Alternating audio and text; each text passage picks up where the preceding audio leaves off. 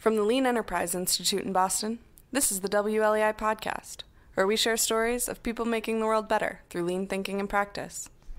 For more information about LEI, including how we can help you apply lean thinking, please visit lean.org. Welcome to the WLEI Podcast. I'm your host, Matt Savis. Today we're talking to Mehmet Gur from DHL eCommerce. Mehmet is the Senior Director of Operations Engineering, where he leads a large-scale technical team of 60 professionals to power and improve DHL's B2C business operations. His extensive experience spans 12 years with DHL, 4 with NATO Scientific Decision Support Center, and 2 years with the Turkish Navy.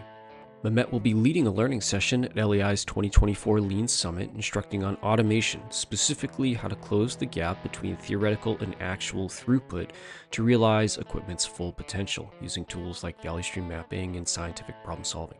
Register by October 31st to save up to $900 on your registration. Head over to lean.org/summit to learn more. Hello, Mehmet, and welcome to the WLEI Podcast. Thank you so much for joining me here today. Thanks, Matt, for inviting me.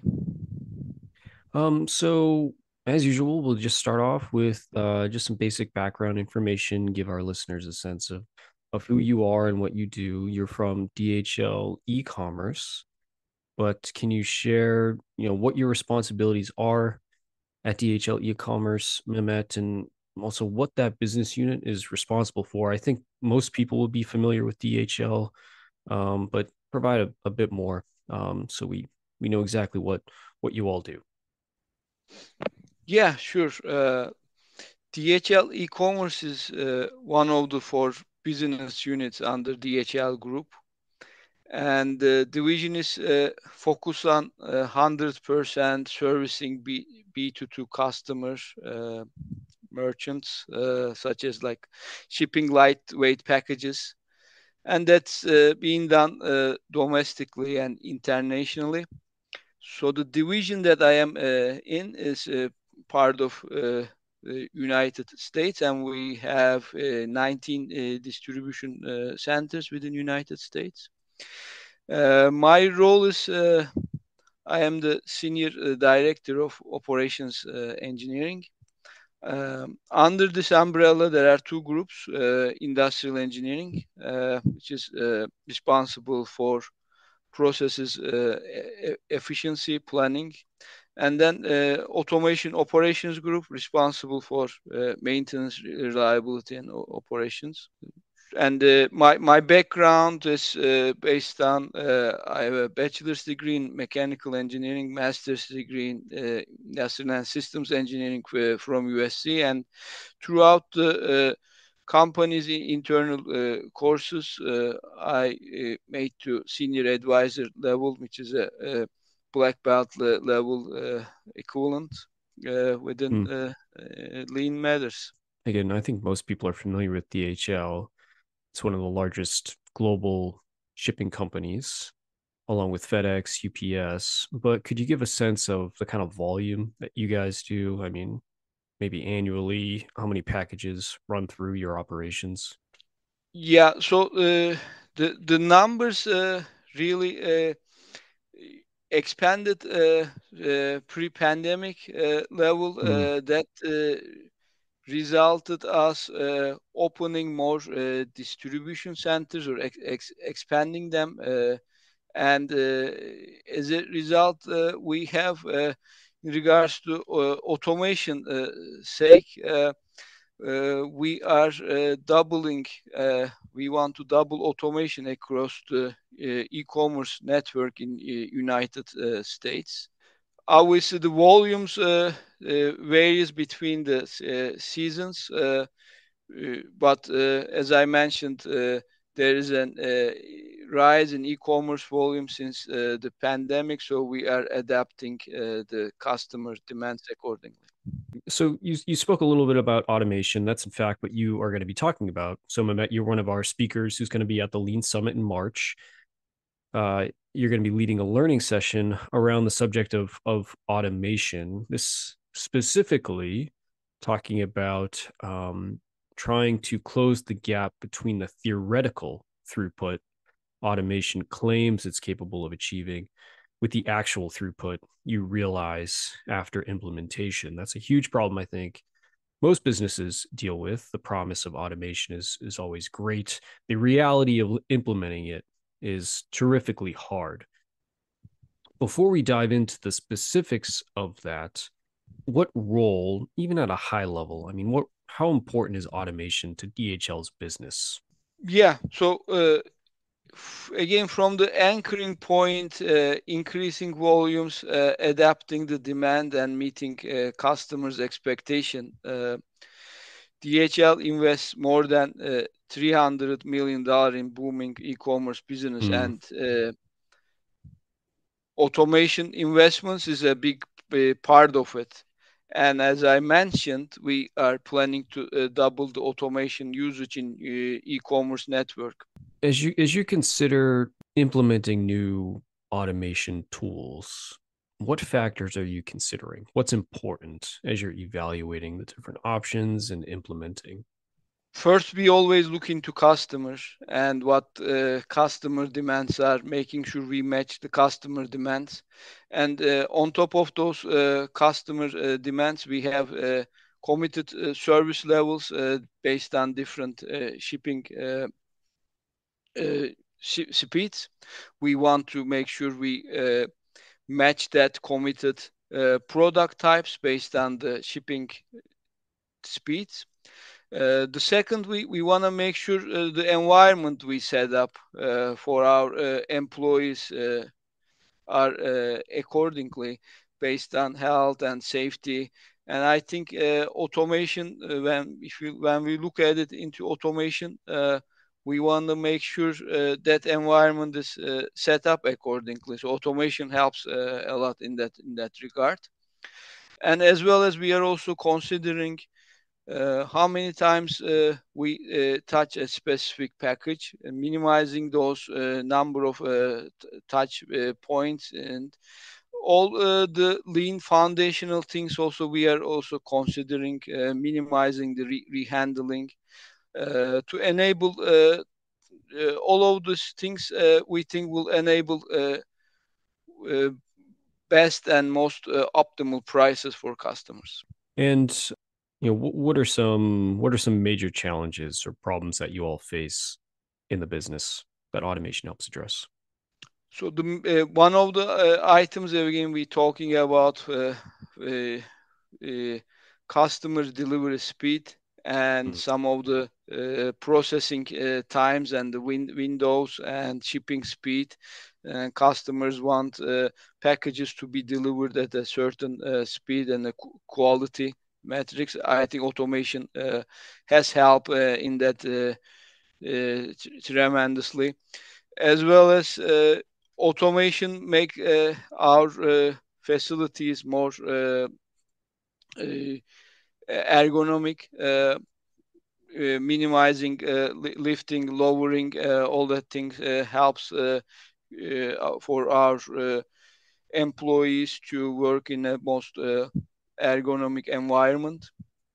As well as automation helps for us to give customers the best prices, which is by minimizing number of touches on each package.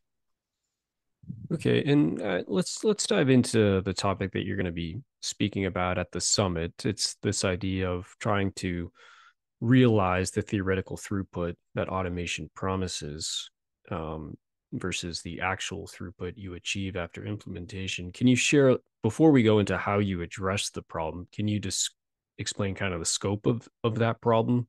Yeah, so also in order to piggyback with other question, when we plan to purchase an automation, there's a cradle to grave type of process. So what size of the automation equipment, which processes that will be for, what will be the throughput, required throughput, and other digital features, any kind of connection to artificial intelligence, back-end systems and such. Once we consider all of those there is obviously a selection, vetting process and purchasing type of process. After those kind of process, we have on-site testing, acceptance testing, factory and also on-site level acceptance testing. And then there is this deployment stage for operations. And then you get the good use out of the equipment, like purchasing a car. So what's happening, and I think within the industry, if you go to one of those like material handling trade shows, things like that, so you can really get a good feeling of what's in the market in regards to sortation systems, dimensional weighing systems, robots, and such. So it's widely available. So and companies are purchasing them and investing and such, looking into those factors, which is great. Now, what I see most of the time is being missed. So I purchased an equipment that provides X amount of throughput per hour, or that will minimize this quality effects, that will help on this. So what you purchase on the shop and then on the shop floor is different. So in order to address that, I thought lean thinking and lean methodologies would be really helpful in order to really leverage the most out of the capital expenditure.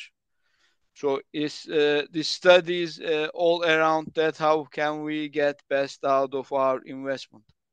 Well, you install the equipment, you begin to run it, and you realize there's a gap, like you said, between what you purchase and what's actually happening. How large is that gap? And then you said you used, lean principles or lean tools. In the summit, you're specifically going to be talking about value stream mapping. But how did you see that gap exist, and how did you close it? So again, I think based on the summit feature, and also based on the developing this technology, I look at the opportunity as a, how can I develop the industrial engineers here like a gemba. You know, you look into problems and how to see them, and then our accordingly, the industrial engineers under a value stream map has been grouped, and necessary training was provided. So, and then the first step, we define the problem by looking at the flow and observing, and the steps that from an injection point to the automation equipment, and then when we take the flow out of the operation automation equipment. So all there are 6 7 steps that were diligently looked at it with related time and motion studies, and under the value stream map flow. And as a result, we identified an opportunity around handling rejects based on how fast we run the automation equipment. And in regards to eliminate that, we set up some design of experiment. So in this automation equipment that we studied as an opportunity, there are different speeds that the machine can run, and then that speed dictates how fast the pieces are being injected on the machine. So that's like the second to the third process step. Once pieces are being injected to the machine, then it goes to dimensional weighing and scanning tunnel, and then also based on the barcode read information, it sends communicates to the diverting arms, and then pieces are sorting into their final destination. But we once we look into all that value stream flow, we identify the opportunity around the correlation between the reject rates and then how fast the machine is run. And then the result is to put the large problem in a simple manner, slow down to speed up based on the design of experiments. Then it comes down to, again, from a lean leadership and thinking perspective, how you cooperate and work with local operations team and explaining them and create buy-in, and then getting towards implementation and control phases, which were successfully implemented. And one of the key point is to again, from an industrial engineering perspective, to set up a proper design of experiment. So, in the design of experiment was set up based on you run speed at level 5, then you have this many percentage of rejects, 7, that, etc. Then based on incorporating the operators and necessary employees, the numbers that we generated and how it was running before at the higher speeds were generated less reject rates, which means less rehandling, and obviously reject is one of those type of 7 ways that should be eliminated at all times. Okay. So, all right. So, through this value stream mapping activity, you discovered some relationship between the speed you were running, the equipment, and the reject rate, and then designing some experiments using that PDCA cycle. You observed that if you were to slow down the machine ever so much, the reject rate would go down and total throughput would go up, even though you were slowing the machine down because rejects were going down. We'll get back to the interview in just a moment. Are you struggling to implement change inside your organization? Then join us at the 2024 Lean Summit in Carlsbad, California on March 19th and 20th, with optional workshops on the 21st and 22nd. Dive deep into the transformative power of Lean and immerse yourself in inspiring keynotes and practical learning sessions.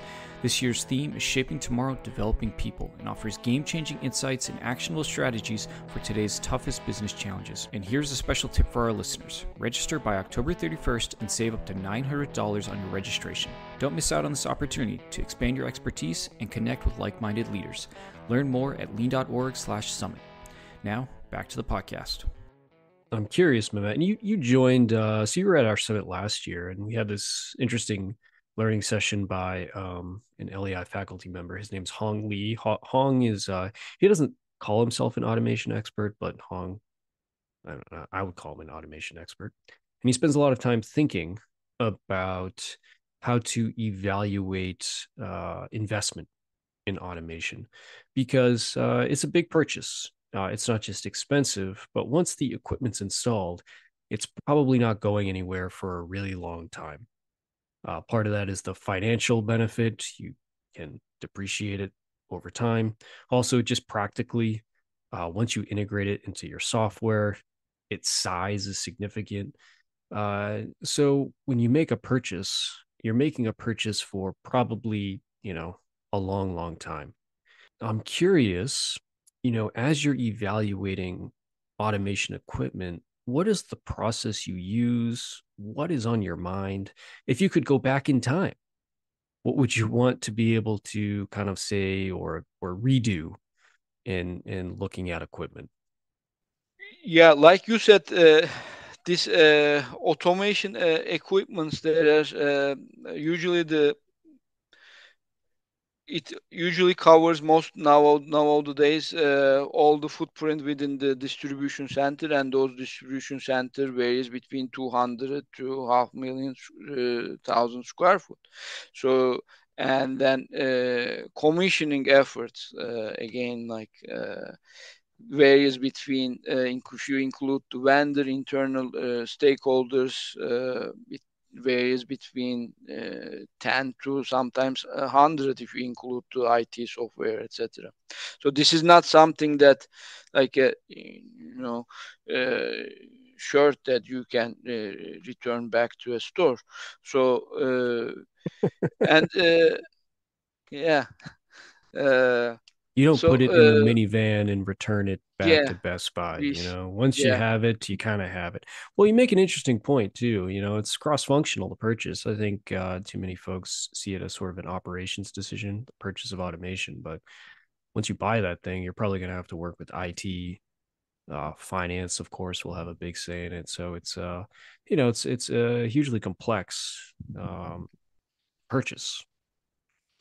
Yeah, and I have been in this automation part since the Turkish Naval Academy. My background is mechanical engineering. I was trying to design thermoacoustic cooler, then work on naval frigates, different types of it, and then within DHL, I've been with the company now over 12 years. I've seen so many different automation equipment. And going back to your question in regards to like uh, uh, what makes the best out of those purchases and what would it change? So even you are at a naval frigate or a distribution center or manufacturing facility, I also worked on uh, combining and optimizing different manufacturing facilities.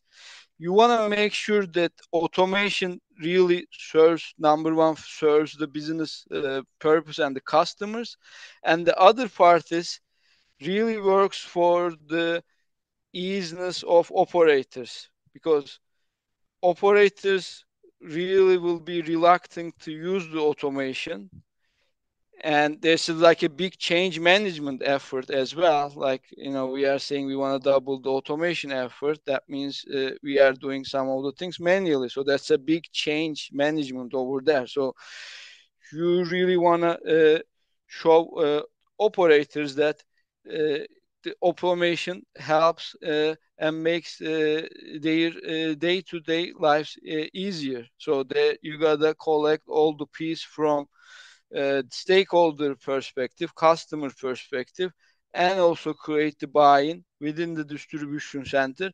If you collect all those cycles, then you have a successful implementation.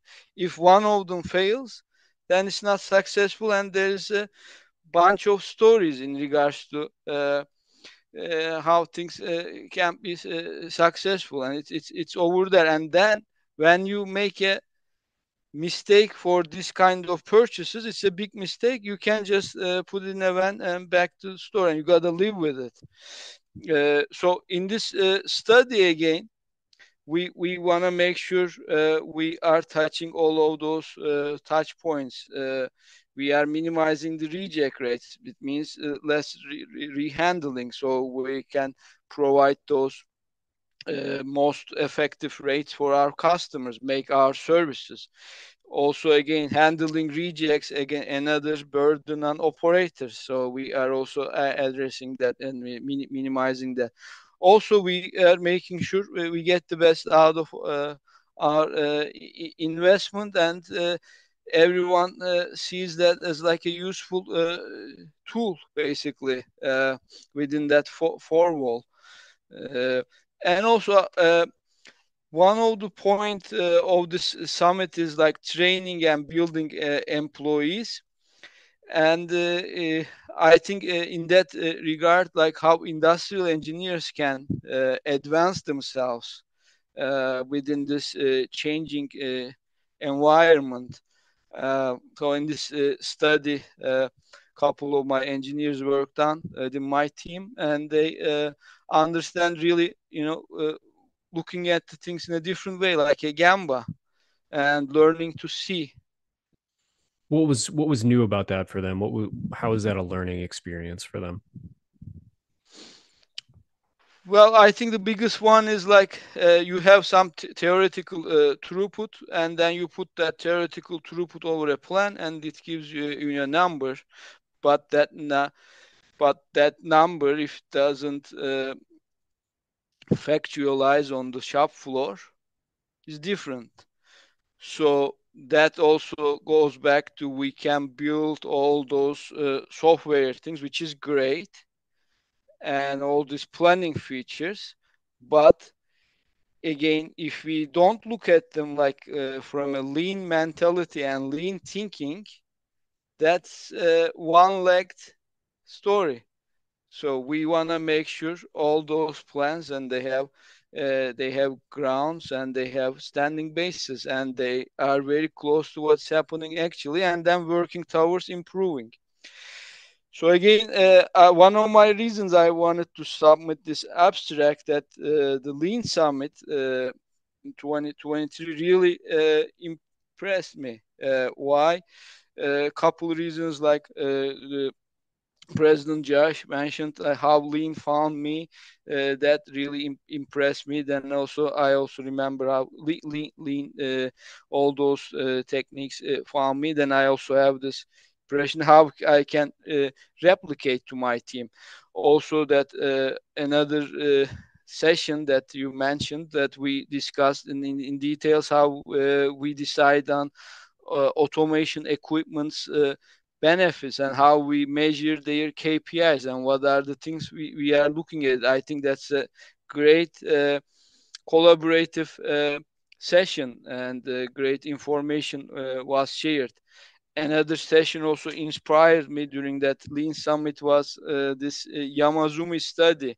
That also uh, really so it was about construction, but also when you look into this automation projects, they are also construction. So how can we make this more efficient and minimize the installation time and creeps? And by the way, that inspired me, and we leveraged that with one of those automation relocations.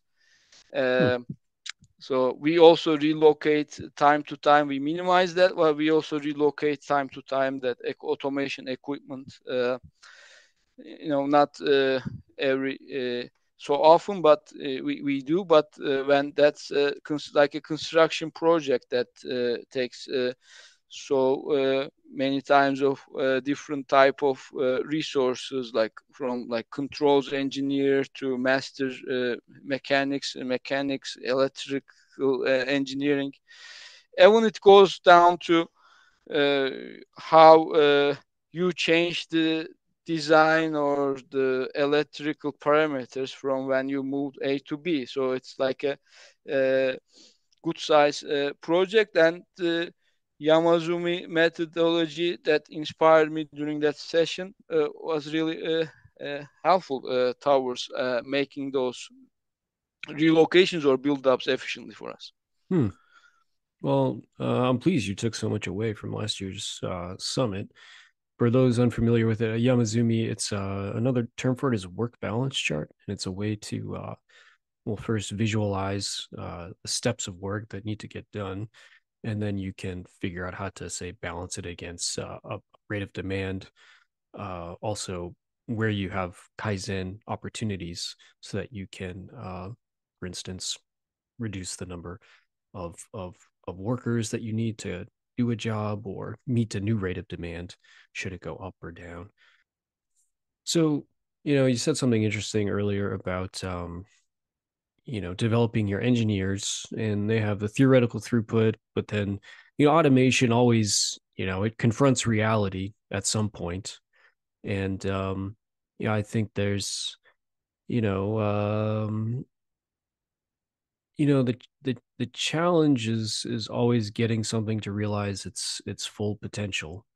um but to do that, you need to get away from the Excel spreadsheets and the math, and you need to actually go see what's happening. um Otherwise you're not going to have a clear understanding of what's going on. I remember I took a class. I was too dumb to understand the math, but conceptually I could on stochastic models. You probably took this at some point because you're an industrial Yeah. engineer, but I was too stupid to understand it. But I remember this tremendous math going up and trying to sort of create models, for example, emergency room departments for nurses to be able to handle chaotic situations. And I just kept thinking to myself, I was imagining one of these engineers going in front of a group of nurses and explaining the model, you know, hey, well, we got it all under control, everybody. Here's the, and just think, oh, there's no way this is going to work. This is a difficult environment. And, the people who are actually executing this are not industrial engineers. And so they're probably not going to care so much about your model. It's very different from reality. Something else I want to explore with you, Mehmet, is the pace of change in technology is it's evolving rapidly. And in that learning session last year with Hong Lee, he talked about AI. AI is on everybody's mind these days. You mentioned it earlier too. You're talking about how AI could possibly integrate with automation.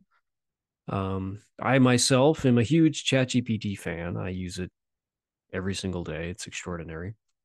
But what does AI look like in logistics these days, or what is DHL exploring, or what's on the mind of you guys as you're thinking through the future of automation?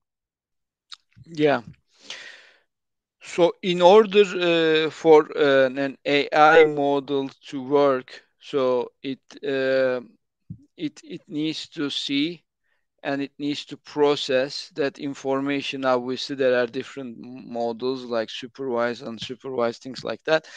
Uh, so we think the biggest opportunity where around the automation equipment is where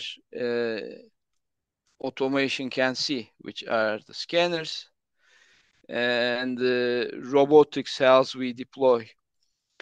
Uh, so the efficiently they process the live information and then mimic that information and then process that information towards make the flow, I would say, easy.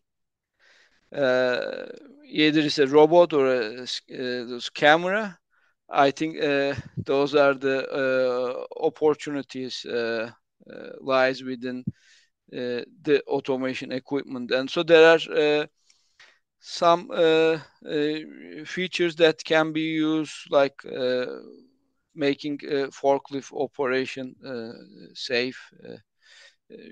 Or loading type of operation or unloading type of operation more efficient.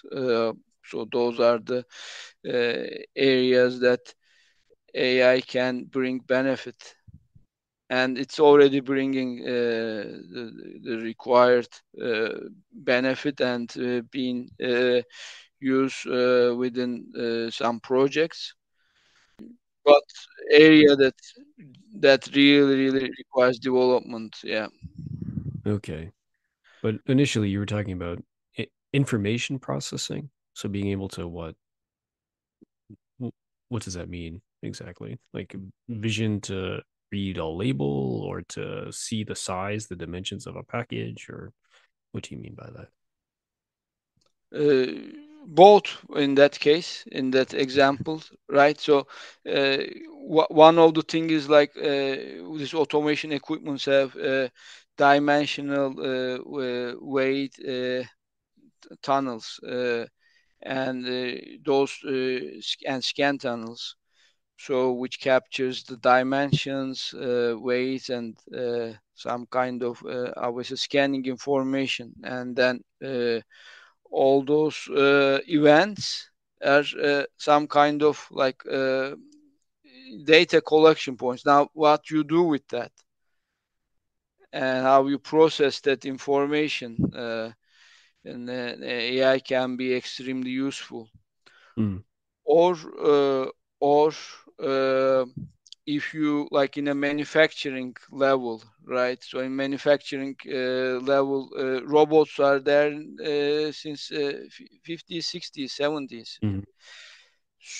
How the logistics can adapt those robots. So, and then the challenge there is uh, manufacturing is one piece flow. You have the frame, you have the other tires, and goes up to another. Now there is that time window for the robot or the robotic arm, etc., to understand and then process it. But now we are looking into flows like 20,000 pieces per hour, 10,000 pieces per hour. Now that processing window really narrow. Now, based on that flow, how the robotic arm or the component of a robot understands that information, processes, then moves on to next process. So the foundation doesn't change. It's still like how it's being used within manufacturing, but how you do it with while you have tens of thousands of packages are flowing within the same line with that speed. Uh, so if this detection algorithms and the vision algorithms as they improve, I think that will add benefit in that regards, catching up with that speed. Well, thank you, Mehmet, here for joining me here on the WLEI podcast. Appreciate you spending some time with me, and also appreciate you joining us at the summit next March. Looking forward to you sharing more about your work and how you use lean thinking to improve the automation and logistics operation at DHL eCommerce. So thanks again, Mehmet. Appreciate it. Thank you, Matt. It's my pleasure. Thank you. I'd like to thank Mehmet for joining me on the podcast. You'll have a chance to learn directly from him and 25 plus other business leaders from companies like Honda, MillerKnoll, Ohio Health, and Boeing at the Lean Summit in March 2024. Learn more at lean.org/summit, and thanks to you all for listening.